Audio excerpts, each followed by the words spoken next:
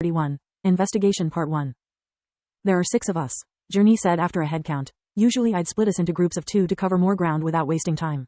However, she took a long look at the bizarre team she had to work with.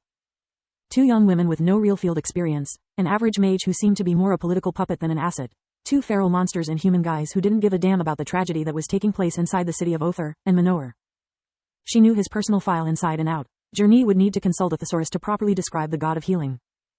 I can't take my eyes off of him, so he has to come with me, she said, cuffing Manoir to her wrist again. I'm here as Manoir's assistant. I belong in your group. Tista walked to Journey's side. I'm here as her bodyguard. I go where she goes. Lith followed suit. That's not our deal. Dorian was starting to get the royal constable's point. You are here to support the association in whatever manner we deem necessary. Not for spending quality time with your family. I don't care about what you think. If I can't protect her, then our deal is off and I walk. Lith's tone didn't leave space for negotiations. The army has nothing against Ranger Verhan resuming his duty. Camilla's words put the last nail in the coffin. Dorian glared at her, well aware that her role was to make the army's best interests, even if it meant sabotaging the mission. If Lith left, the team would lose one of its only 3 real players, and there was only so much Lady Ernest could do while babysitting Manoir. Once brought outside the lab, he was only a liability for the mission. Which leaves me with an oversized team and 2 political lapdogs of no use, Journey said with a sigh, making both the liaison officers turn red in embarrassment. I may have no magic power or any experience as an interrogator, but I've been a data analyst for almost 10 years.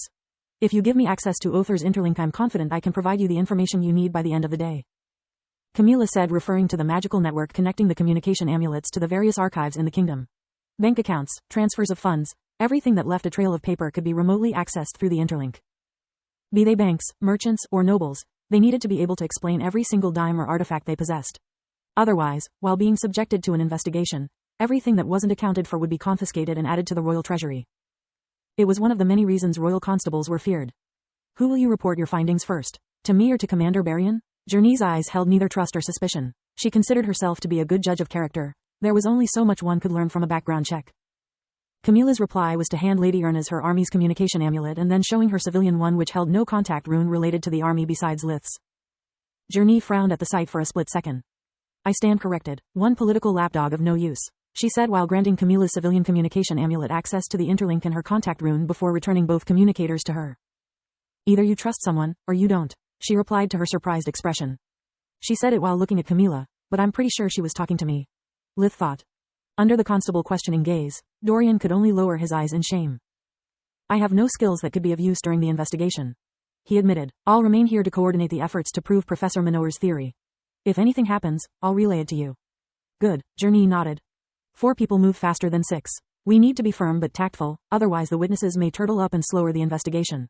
This means that unless you discover something strictly relevant to the case, you are forbidden to talk at all, she said while glaring at Manoir, whose uninterrupted series of social blunders had become a legend throughout the kingdom. Can I be cuffed to Tista instead of you, ma'am? It would at least give me something nice to look at to pass time, Manoir said. Good point. Journey's reply creeped Tista out. Lady Ernest dug inside one of her pockets, but instead of the key to the handcuffs, she took out a communication earpiece. Congratulations, kid, you have just been deputized to be my assistant too. I'll talk to the women while you'll take care of the men. Just smile a lot and repeat the words I speak to you via the earpiece. It will make our job much easier. Lith couldn't help but chuckle at Manoir's dejected expression. From healer to honey trap. This is not the career I hoped for, Tista sighed. Her words stung at Camilla's heart, reminding her of the elephant in the room only Journey and her were aware of. I can't let things fester any longer. I need to make up my mind once and for all. Career or self-respect? She walked out of the room without even saying goodbye. Between Journey's words and Camilla's reactions, Lith's paranoia was piecing together the facts. The 4 of them flew from the association to Baroness Isra's mansion. She was among the witnesses of Sir Rosen's death and one of his closest friends. The Baroness was a plump woman in her late 30s. She had red hair, green eyes, and a gentle face full of freckles that not even her makeup could completely hide. She wore a simple light green silk satin dress, emphasizing her eyes and pale skin. Like any sane person, she was nervous while facing a royal constable. Her smile was forced and she couldn't stop wringing her hands. How can I help you, Constable Ernest? I need to hear from your voice your recollection of the events prior to Sir Rosen's death. Journey smiled, trying to make the Baroness feel more comfortable. She had even switched Manoir's cuffs to Lith's wrist before entering the house. The rattle of the chain during the questioning could easily get the suspect defensive. There isn't much to say. She twisted a fan made of an exotic bird's plumes between her hands.